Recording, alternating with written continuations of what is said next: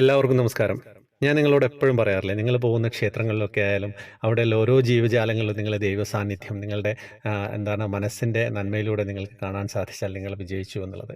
അങ്ങനെ ഒരു അനുഭവം ഒരു ചേച്ചി അയച്ചു തന്നിട്ടുണ്ട്. തിരുവമ്പാടി കണ്ണനായിട്ട് ഒരാൾ പ്രത്യക്ഷപ്പെട്ട ചേച്ചിക്ക് അങ്ങനെ മനസ്സിൽ തോന്നിയ ഒരു അനുഭവം ഞാൻ വേഗം വായിക്കാം. നമസ്കാരം സാർ, എൻ്റെ പേര് മിനി എന്നാണ്. എറണാകുളത്ത് താമസിക്കുന്നു. എൻ്റെ വീടിനടുത്തുള്ള കൃഷ്ണൻ്റെ അമ്പലത്തിൽ എല്ലാ ഞായറാഴ്ചയും ഞാൻ പോവാറുണ്ട്. അഷ്ടമരോഹിണി ദിവസമായ ഇന്നലെ കണ്ണനെ തൊഴാൻ പോയപ്പോൾ ഞാൻ പ്രാർത്ഥിച്ചു, എന്തായാലും ഒരു അനുഭവം എനിക്ക് തരണേ എന്ന്. ഞങ്ങൾ ദർശനം കഴിഞ്ഞ് ഞാനും എൻ്റെ കൂട്ടുകാരി റീജിയും, അവളും ഒരു കൃഷ്ണഭക്തയാണ്, കുറച്ചു നേരം പുറത്തു വന്നിരുന്നു. അപ്പോൾ കാവിമുണ്ട് ധരിച്ച തോൾസഞ്ചിയും തൂക്കി 25 വയസ്സ് തോന്നിക്കുന്ന ഒരാൾ വന്ന് എന്നോട് ചോദിച്ചു, ഈ അമ്പലത്തിൽ ഉച്ചഭക്ഷണം കിട്ടുമോ എന്ന്. ഞങ്ങളില്ലെന്ന് പറഞ്ഞു. ഇവിടെ വേറെ ഏതെങ്കിലും അമ്പലത്തിൽ കിട്ടുമോ എന്ന് ചോദിച്ചു. ഞങ്ങൾ പറഞ്ഞു, ഇവിടെ ഒരു അമ്പലത്തിലില്ലാന്ന്. അപ്പോൾ അദ്ദേഹം ഒട്ടൊന്ന് ആലോചിച്ചിട്ട് പറയാണ്, എങ്കിലും ഞാൻ തിരുവമ്പാടിയിലേക്ക് പോകുന്നുവെന്ന്. ഞങ്ങളുടെ അടുത്ത് നിന്ന് അയാൾ നടന്നു നീങ്ങി.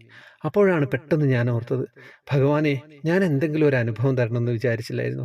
ഇപ്പോൾ ഇതാ സ്വാമിയുടെ രൂപത്തിൽ അങ്ങല്ലേ എൻ്റെ മുന്നിൽ വന്നത്, തിരുവമ്പാടി കണ്ണനെ എന്നെ ഓർമ്മിപ്പിച്ചത്.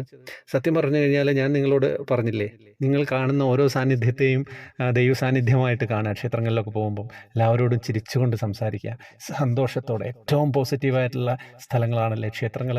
ഇതിൽ കൂടുതൽ മനോഹരമായിട്ടുള്ള വേറെ പ്രദേശങ്ങൾ ഉണ്ടാവില്ല.